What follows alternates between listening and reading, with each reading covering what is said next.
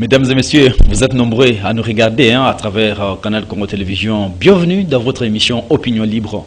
Opinion Libre qui est votre vitrine, l'espace qui vous est dédié par Canal Congo Télévision, justement pour vous permettre de pouvoir communiquer avec le monde extérieur sur tout ce que vous faites. Surtout vous qui êtes technocrate, vous êtes décideur. En tout cas, vous détenez un savoir-faire dans tel autre domaine. C'est ici votre vitrine. Nous avons besoin de toutes les compétences possibles justement pour que nous puissions contribuer au développement de la République démocratique du Congo. Vous le savez, à travers cette émission, en tout cas, nous recevons plusieurs personnalités, mais chacune de ces personnalités, en ce qui concerne le droit, disons, là où la personne évolue, c'est ici, en tout cas, ça se passe également sur notre chaîne YouTube, CCTV, Ralik, Opinion Libre. Vous êtes également nombreux à nous contacter à travers, en tout cas, ce média-là en ligne. Nous sommes toujours permanents. Vous le savez, plusieurs thématiques sont développées ici dans cette émission. Nous ne cessons de le dire parce qu'on s'était décidé de faire, en tout cas, toute une série des émissions relatives à la sensibilisation et au soutien de nos FARDC pendant cette période difficile où la RDC fait face aux menaces de l'agression rwandaise. Et nous continuons à faire parler les Congolais et chacun de nous continue à soutenir nos vaillants soldats, chacun de nous continue à soutenir les institutions de la République, mais également à la recherche, en tout cas, de l'unité nationale pour que nous puissions vaincre une fois pour toutes cette agression rwandaise partout où elle peut passer. Nous avons besoin que nous puissions stopper et c'est dans cet élan-là que nous continuons à travailler. Et aujourd'hui, nous recevons un maître avocat, il s'appelle maître Boniface Chongo. Lui, il est de l'Observatoire des choses perspicaces des droits. Avec lui, nous allons parler en tout cas de ces menaces qui pèsent encore sur la République démocratique du Congo, surtout en sa partie est, où encore nous avons constaté en tout cas le redéploiement de militaires rwandais, en tout cas au niveau de notre territoire national. La raison pour laquelle nous l'avons évité, on n'est pas des spécialistes, on ne sommes pas de militaires, mais en tant que patriotes, nous aimons notre pays, nous avons besoin de la contribution de tout et chacun de nous. À la raison, nous disons, maître, bonjour. Bonjour, monsieur le journaliste. Très content de vous recevoir ici chez notre Canal Congo Télévision et vous allez bien, je pense. Merci, je me porte bien et je suis très heureux d'être reçu vers votre télévision. Alors justement, maître, avant d'aller plus loin, dites-nous c'est quoi l'Observatoire des choses perspicaces de droit? Oui, merci beaucoup pour la parole. C'est-à-dire l'Observatoire perspicace des choses de droit. C'est-à-dire nous sommes analystes, nous sommes observateurs. Nous avons, c'est comme nous l'avons dit la fois passée dans vos éditoriales, que nous avons été consultants depuis un grand moment d'un mouvement citoyen Sirène, attendu par là la synergie des intelligences pour la refondation de l'État et éveil dans la nation. Nous avons œuvré beaucoup plus de temps aux côtés de la société civile.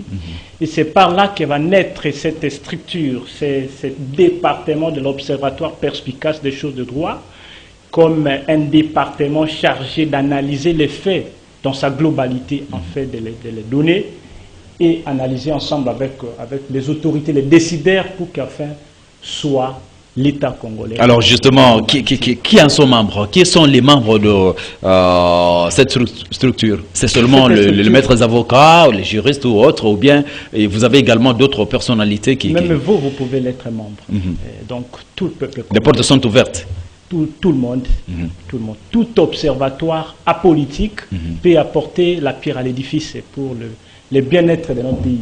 Combien de temps vous exercez? C'est quoi les effets sur terrain? En quoi est-ce qu'on vous reconnaît? C'est comme je l'avais dit, la Sirène, comme un mouvement citoyen, c'est un mouvement qui est basé à Lubumbashi. Ce mouvement a déjà fait ses preuves sur le plan sur terrain. Et c'est un mouvement qui évolue aux côtés de la société civile, la nouvelle société civile du Congo. C'est un mouvement citoyen qui évolue pour la défense citoyenne des droits fondamentaux. Et c'est une structure apolitique qui est là uniquement pour défendre les intérêts du peuple congolais. Basé à Lubumbashi, oui, mais ici aussi à Kinshasa, vous évoluez. Basé à Lubumbashi et à Kinshasa, comme moi je suis là, et l'observatoire dont la Sirène continue tellement qu'elle est apolitique, elle doit évoluer pour le bien-être des défenses des intérêts citoyens. Entre autres, il vous est déjà arrivé de tomber sur quel genre de dossiers comme ça, d'intérêt commun sur lesquels... Les dossiers en rapport avec la dénonciation des violations massives des droits humains et de leurs libertés fondamentales. Nous en avons fait autant. Ce sont parmi les dossiers dont nous faisons notre cheval de bataille. Et toute personne peut-être qui pense être lésée dans ses droits, la personne peut entrer en contact avec vous justement. Ne vous en faites pas, monsieur le journaliste Émile Mouyaya. Vous serez la bienvenue, vous ne serez pas déçus. Merci beaucoup. En tout cas, Maître Boniface, nous pensons que nous allons passer des très bons moments avec vous sur ce plateau du Canal Congo Télévision. Et nous voudrions également savoir, c'est vrai, avant d'entrer dans le vif de notre matière aujourd'hui, vous êtes à Kinshasa, nous avons tous vécu l'arrivée du roi Philippe, le couple royal belge ici chez nous à Kinshasa. Quelle lecture faites-vous justement pendant les 2 jours que ce couple royal a pu passer ici à Kinshasa? Le roi Philippe s'est adressé aux Kinois et il a eu à mener sur terrain un certain nombre d'activités. C'est quoi votre lecture? Oui, écoutez, monsieur le journaliste, parce que les informations sont à terroir. Nous avons toujours voulu être loyaux et apolitiques et trop neutres pour nous permettre d'avoir la possibilité d'analyser avec beaucoup d'objectivité. Le roi belge est arrivé en République démocratique du Congo. C'est un roi. Il est venu en visite diplomatique devant la République démocratique du Congo, qui est un État souverain. Nous trouvons que c'est normal. C'est comme vous avez vu le président Erdogan de la Turquie venir. C'est comme d'autres pays venir. C'est ça ma modeste appréciation. Donc pour vous, ce n'est pas un événement? Ce n'est pas un événement. C'est un voyage de santé peut-être. C'est peut-être pour consolider ses intérêts diplomatiques. C'est peut-être ça, mais seulement que c'est comme nous l'avons dit la fois passée. Donc c'est comme nous l'avons dit la fois passée, nous l'avons insisté. Les pays chauds aiment l'ivrognerie et les pays froids aiment la lecture. Parce que lorsque vous voyez des voyages diplomatiques qui soient exposés au grand public, il faut réfléchir beaucoup. Nous sommes là pour observer tout ce qui se passe. Nous sommes analystes et nous sommes avérés. Nous sommes un pays indépendant, souverain, d'Irak. Alors, mais justement, pourquoi est-ce que aussi, à votre niveau, vous réfléchissez, vous pensez que, en tout cas, c'était normal, ce n'était pas un fait qui sortait de l'ordinaire, mais pourquoi ça suscitait tant d'espoir dans le chef de la population de voir que non, le roi belge vient depuis son investiture en 2013, mais au moins finalement, le roi Philippe est arrivé. Pourquoi alors les autres l'ont considéré comme étant un événement? Voilà pourquoi j'étais en train de... J'ai répété les termes, je répète encore la pensée de Charles de Montesquieu. Voilà. Les pays chauds aiment l'ivrognerie et les pays froids aiment la lecture. Est-ce que la visite diplomatique peut susciter un espoir pour un peuple? Est-ce que nous attendons? Le peuple congolais attend la survie de la Belgique? Ce sont des questions importantes. Et pourtant, vous savez bien que les relations diplomatiques avec la Belgique sont devenues belliqueuses à cause d'un certain nombre de crimes anachroniques qu'ils ont perpétrés dans notre pays. Vous voyez? Et la visite, peut-être, cette visite, c'est un événement pour les dirigeants congolais, mais pas pour le peuple congolais. Alors, à votre niveau, qu'est-ce qui devrait être fait pour que ce soit important à vos yeux? Bon, pour moi, pour que ça soit important, monsieur, moi je n'exige rien. Mais je suis en train de constater une passivité dans le chef des autorités congolaises qui sont en train d'improviser des événements qui sont moins importants et les rendre au grand jour comme ce sont des événements importants. Alors, lors de son adresse, le roi Philippe a dit regretter tout ce qui s'est passé comme atrocité, nous pouvons dire ainsi, de la manière dont le colon avait traité nos ancêtres. Et aujourd'hui, bon, la plupart des gens pensaient qu'il allait demander pardon. Malheureusement, il est passé outre. Il a fait la remise symbolique quand même des œuvres d'art, d'objets d'art qui se trouvent de l'autre côté de la Belgique. Et tout ça, toujours, vous restez entre droit dans vos bottes pour dire que c'est toujours un non-lieu. Monsieur le journaliste, ce sont des questions importantes qu'il faut trouver des personnes importantes pour répondre. Parce que, c'est comme je l'ai commencé à mon début, les informations sont à terroir. Les interprètes et les analystes de la question de l'air sont en train d'embrouiller le peuple congolais. Le roi Philippe, il appartient dans la dynastie des rois léopoldins.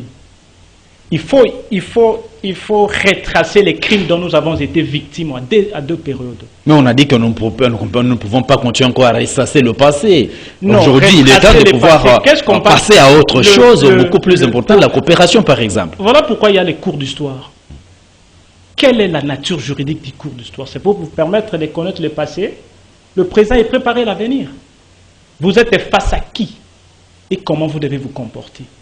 L'RDC, notre pays, le Congo, a perdu sa vraie histoire à cause de la Belgique. Mais j'ai vu le roi belge venir avec un discours routine. C'est le discours que son père avait prononcé à l'an 2010 quand il était venu en cinquantenaire. C'est le même discours qui est revenu. Qu'est-ce que ça a changé? C'est ce qui nous tique, nous, peuple congolais. Aujourd'hui, nous sommes peuple.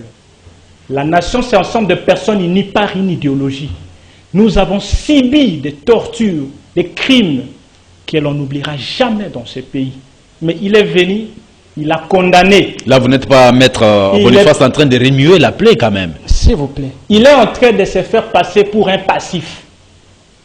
Alors qu'il est la descendance de ceux qui nous ont fait du mal. Il veut se faire passer pour une justice transitionnelle. Mais il a oublié un élément important. Il y a les étapes pour une justice transitionnelle. Il faut identifier les faits. Qui sont les tenants et qui sont les aboutissants. Et où est le mal. Et après avoir identifié tout cela, qu'on va procéder par une analyse systémique et procéder par une réconciliation. La réparation également. La réparation, cette réparation doit être une réparation historique. C'est comme vous avez vu l'histoire avec l'Algérie, la Tunisie et tant d'autres pays qui s'étaient insurgés contre les comportements des colons français. Mais le roi Philippe pouvait peut-être se comporter de cette manière. Il est passé pour regretter des crimes et non reconnaître la responsabilité de la Belgique et la responsabilité de sa descendance familiale. Et là, je comprends que Maître Boniface, vous ne faites qu'à surcharger, disons, la Belgique, vous ne la donnez pas.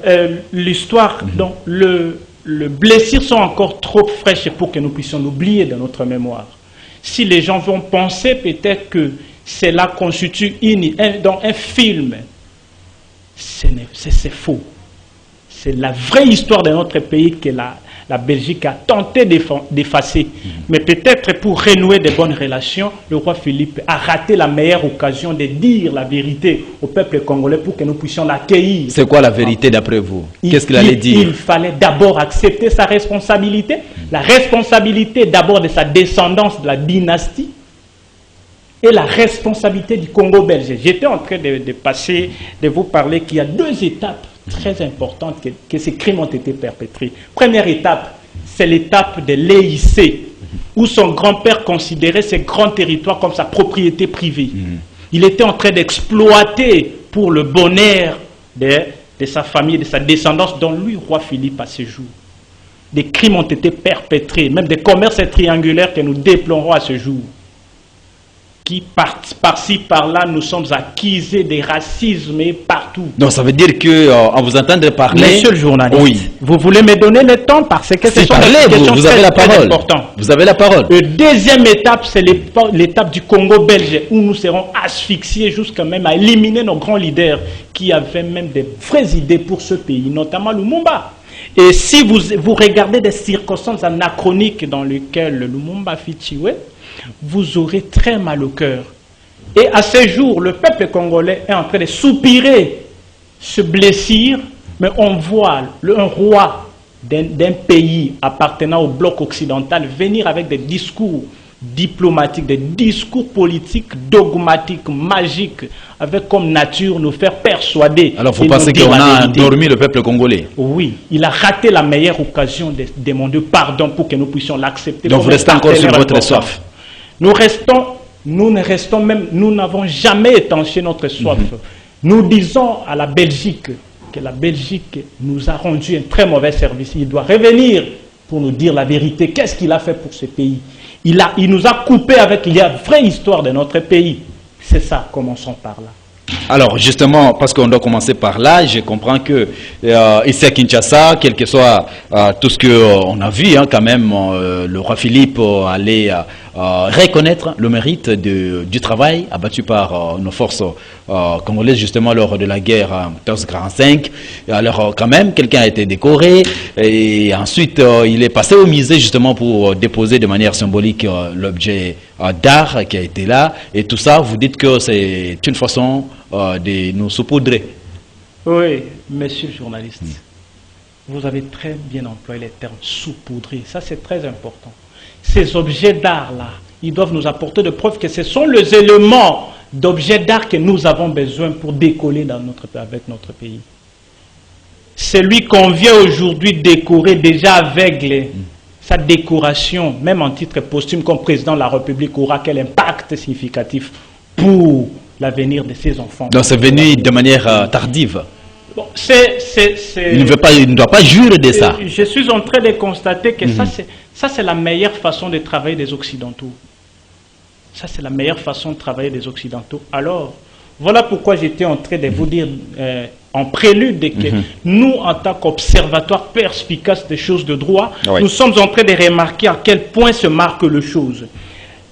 Nous avons peur que le revirement de la situation ne nous rattrape encore de nouveau. Alors ça veut dire quoi?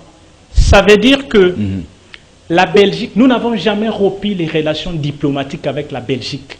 Mais la Belgique n'a jamais affiché une bonne volonté pour servir ce pays. Nous l'avons constaté. Et malheureusement, nous sommes en train de constater même quelques fils de ces pays sont en train de vivre sous un mercenariat. Certains de ceux qui sont au pouvoir sont en train de jouer les jeux des Occidentaux. C'est ce que nous sommes. Donc vous pensez qu'il n'y a pas la franchise en ce qui concerne la relation diplomatique entre la Belgique et la RDC? Vous avez été à l'école, vous connaissez une très belle récitation quand on était au banc de l'école, les corbeaux et les renards. Ça va? Et dans cette illustration, vous pensez qui est corbeau, qui est renard? Dans le cas d'espèce. Nous sommes en train de dire ici que cette émission a un caractère pédagogique. Oh oui. Les corbeaux et les renards. Vous savez bien qui est les corbeaux et qui est les renards. Le corbeau, c'est un oiseau très rationnel. Et très rationnel. Et le renard, il sait bien par où il peut attraper les corbeaux et prendre la proie qui est dans sa bouche. C'est ce que nous sommes en train de voir. Et nous demandons au peuple congolais, même aux instances qui nous dirigent, d'être trop prudents avec de tels genres de comportements. On doit pénétrer la sagesse de la Belgique. La Belgique doit nous dire la vérité. Donc elle a caché la rationalité de notre pays. Nous devons décoller. Nous sommes au 21e siècle. Nous sommes au siècle de globalisation. C'est là même que j'allais dire que, Maître Boniface, vous estimez que déjà 62 ans après notre accession à l'indépendance, nous ne sommes pas capables de pouvoir travailler d'égal à égal avec la Belgique. Nous avons constaté comme si la Belgique continue toujours à nous néocoloniser. Comment ça? Il y a trop de tournures, trop de pratiques. Nous sommes en train de constater que même les types de leadership que nous sommes en train d'obtenir, ce sont des leaders qui entrent aux affaires avec des agendas qui sont bien préparés par les Occidentaux, dont la Belgique. Et aujourd'hui, lorsque la Belgique veut jouer un jeu franc, il doit être ouvert avec nous. D'abord, reconnaître sa responsabilité historique pour avoir cherché à effacer la RDC de la carte planétaire et demander pardon. C'est alors que nous pouvons renouer une nouvelle confiance. Si le roi Philippe et son gouvernement sont venus entretenir des relations diplomatiques avec le système politique congolais, tant mieux. Mais pas déjouer le peuple congolais. Parce que ce pays nous appartient. Les hommes passent, les institutions restent.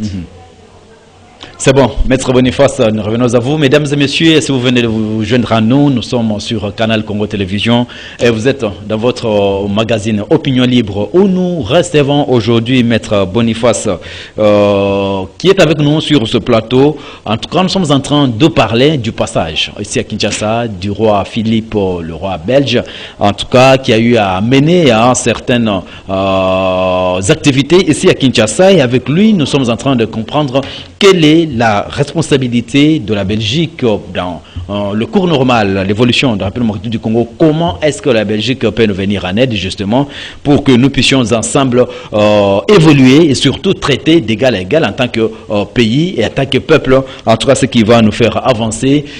Maître Boniface, revenons encore à vous justement parce que nous sommes en train d'en parler aujourd'hui. C'est vrai qu'il y a eu beaucoup de problèmes. Les relations sont en tout cas pas au bon fixe entre la République du Congo ainsi que le Rwanda. Il y a eu tout ce qu'il y a eu, mais en tout cas il y a 2 jours déjà passés où on a vu encore une fois de plus le Rwandais, en tout cas se retrouver, je parle des militaires rwandais, être encore redéployés sur le territoire national. Nous apprenons de cela, de par les sources officielles de la FARDC. Vous êtes au niveau de l'Observatoire des choses perspicaces de droit. Comment vous analysez ce comportement belliqueux du Rwanda à tout moment face contre la RDC? Oui, merci monsieur le journaliste. Ça, c'est une question très délicate. C'est une question très délicate que le peuple congolais en a marre. Ce n'est pas aujourd'hui seulement que cette agression a commencé. Cette agression vient de faire à cela, on peut voir même plus de 20 ans que nous sommes en train d'être victimes d'agression par de pays extérieurs, notamment le Rwanda. Vous savez, si au niveau des concerts des nations, chaque État entre avec sa souveraineté. Il n'y a pas un État qui soit plus supérieur à son collègue État. Cela veut dire quoi? Le Rwanda, c'est un État souverain. La RDC, c'est un État souverain.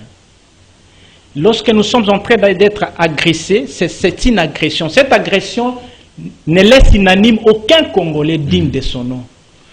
En 2011, si j'ai bonne mémoire, il y avait un phénomène de M23. Ce phénomène de M23 a créé des problèmes jusqu'à la ville de Goma. L'entrée brutale sur le territoire congolais jusqu'à une très grande ville de Goma. Il y avait eu des exactions comme vous n'avez pas idée.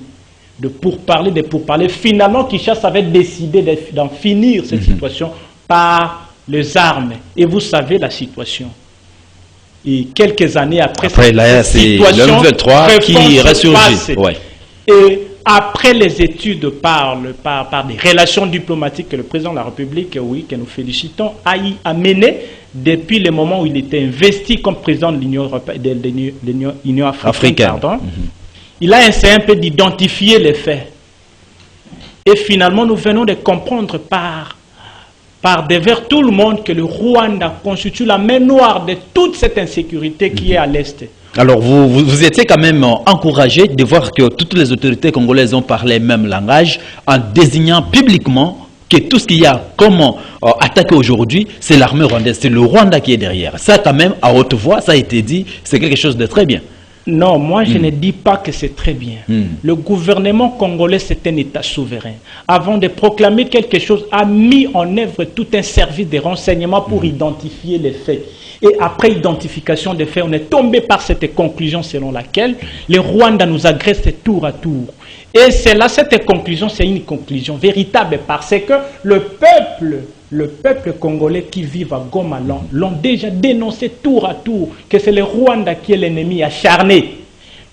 Cette conclusion du gouvernement, c'est une conclusion vraie, et qu'à ce jour, il faut prendre des mesures importantes pour mettre fin à cette crise, comme cela a été le serment du président Tshisekedi lors de sa propagande électorale. Aussitôt passé chef de l'État, ma première mission, c'est éradiquer les phénomènes de l'insécurité à l'Est. Ah donc, vous rappelez au chef de l'État ces promesses?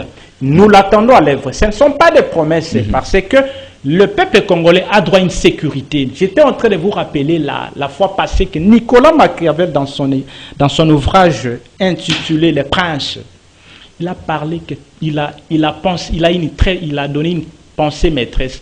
Tout le monde vit dans la morale au nom de la sécurité. Lorsque quelqu'un est face à une insécurité, il devient immoral et irrationnel. Donc la personne doit s'adapter à ce qu'il y a déjà comme situation et on perd la logique des choses. Oui, si on veut un changement dans ces pays, on doit commencer par la sécurité. La sécurité doit commencer par l'intégrité territoriale de notre pays. Et la sécurité même alimentaire, pourquoi pas? et la sécurité professionnelle. Ce sont là un arsenal d'éléments qu'il faut commencer pour le démarrage d'un peuple qui se veut souverain pour un développement communautaire.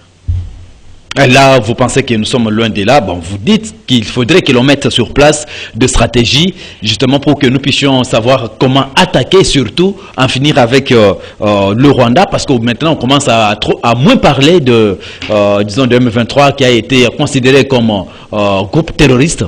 Ça, ce sont les termes des chefs de l'État. Maintenant, on voit dans la population voudrait assez que l'on puisse engager une guerre contre le Rwanda. Mais au niveau des autorités, ça traîne un peu. Comment vous trouvez? C'est ce qu'on a mis, la population en train de mettre les autorités dans une difficulté ou comment? Oui, merci, monsieur le journaliste. Je voudrais d'abord commencer par encourager nos vaillants militaires. Il est établi que chaque pays qui se veut respectable doit avoir une armée. Nous avons une armée très disciplinée qui, malgré elle, continue à résister face à des attaques extérieures. Vous avez au même moment les attaques extérieures, vous avez des groupes rebelles ici au pays. C'est vraiment très, très compliqué. C'est ça la situation que les pays sont en train de vivre. Et voilà pourquoi nous disons ceci. Toutes les voies sont possibles. S'il faut négocier, mais la négociation ne veut pas dire une faiblesse. Le gouvernement rwandais doit le savoir. Nous sommes un grand pays à la dimension continentale. Ils peuvent échouer même par infériorité numérique. Le gouvernement rwandais doit le savoir encore et une fois que négocier par voie diplomatique n'est pas une faiblesse et non moins un signe de capituler. Jamais de la vie. Et à ce jour, la négociation n'est pas à exclure. Mais si on peut obtenir la paix par une solution de coup de feu, on n'est pas en train d'agresser qui que ce soit, mais on défend l'intégrité territoriale de notre pays. Moi, je crois que ce sont des solutions envisageables. Donc vous pensez que nous devons aller avec toutes les deux solutions, procédures, ce sont des solutions envisageables. D'un côté, on continue à mener avec la diplomatie, et de l'autre côté, s'il faut qu'on puisse ouvrir le feu, on le fait. Nous sommes un État souverain. Tout ce que nous pouvons décider pour sauvegarder notre intégrité territoriale, nous n'avons pas demandé conseil chez qui que ce soit. Il est vrai que les relations diplomatiques, les relations internationales nous servent de béquilles pour se soutenir entre États, mais cela ne veut pas dire que nous sommes face à une faiblesse d'attaquer un agresseur d'en face. Le Rwanda a déjà démontré ses limites, même contre l'Ouganda, même contre le Burundi. Ce sont des relations belliqueuses. Donc vous pensez que le Rwanda, en tout cas, ce n'est pas un pays... Le Rwanda, c'est un ennemi acharné de la paix au niveau de la sous-région. De la sous-région, ok. Et c'est connu de tous. Alors, quitte maintenant aux autorités congolaises de prendre des dispositions cosmétiques pour mettre fin à cette situation anachronique. Alors, maître, nous sommes en train de descendre déjà, chuter avec notre émission. S'il vous était demandé, vous êtes déjà engagé dans le mouvement citoyen, vous êtes au niveau de la structure de l'Observatoire de choses perspicaces des droits. L'Observatoire perspicace des choses de droit. Alors, la structure juridique du mouvement Sirène, dont moi je suis consultant jusqu'à ce jour. Alors, justement, quel est le message que vous pouvez passer aujourd'hui à vos compatriotes qui vous regardent face à cette agression, mais également à nos vaillants soldats, si possible aussi, aux autorités du pays? Aux autorités du pays, en 3 mots. De prendre des mesures importantes pour mettre fin à toutes ces difficultés. Parce que notre pays, nous sommes en train de souffrir. Nous avons une insécurité d'abord alimentaire, le social, donc le quotidien du peuple est mis en carcan. Et en combien plus forte raison, l'insécurité militaire. Ça, c'est d'abord aux autorités. C'est leur devoir impérieux, c'est un devoir constitutionnel qui leur sont reconnus. La raison pour laquelle elles sont là, en tant qu'autorités. C'est pour ça que ces autorités vivent à ce jour. Parce que il y a un dicton qui dit un chef ne doit pas être naïf, sinon les autres vont convoiter son poste. En fonction des ratés des cibles, en fonction des ratés des responsabilités, les autres vont commencer à croire que nous avons des autorités naïves. Et ils risqueront de commencer à convoiter les postes. Et c'est le moment maintenant aux autorités de prouver qu'ils sont en mesure de mettre fin à ces difficultés qui continuent toujours à ronger notre intégrité territoriale. Premier aspect. Au peuple congolais de continuer toujours à dénoncer chaque fois lorsqu'il y a un mal contre notre pays. Merci beaucoup, Maître Boniface Chongo, d'être passé ici chez nous au Canal Congo Télévision. Nous disons également merci à notre ami Olivier Lungongo qui était derrière la caméra, mais également merci à Moron Diambé ainsi que Bruno Ndinga, justement, parce que vous avez en tout cas eu à réaliser avec beaucoup d'intelligence cette émission. Nous pensons que Maître, c'est la première fois, alors c'est pas la dernière, nous allons encore nous retrouver. Merci beaucoup, nous sommes disponibles. L'essentiel, c'est que l'on mette sur table des très bons sujets qui ne vont pas énerver la raison. Voilà. Merci beaucoup, Maître. Et merci également à vous, mesdames et messieurs. Nous continuez à nous suivre également sur notre chaîne YouTube CCTV Ralik officiel Opinion Libre. Nous sommes très heureux et nous allons nous retrouver très prochainement avec un autre invité, mais également avec une autre thématique. Au revoir.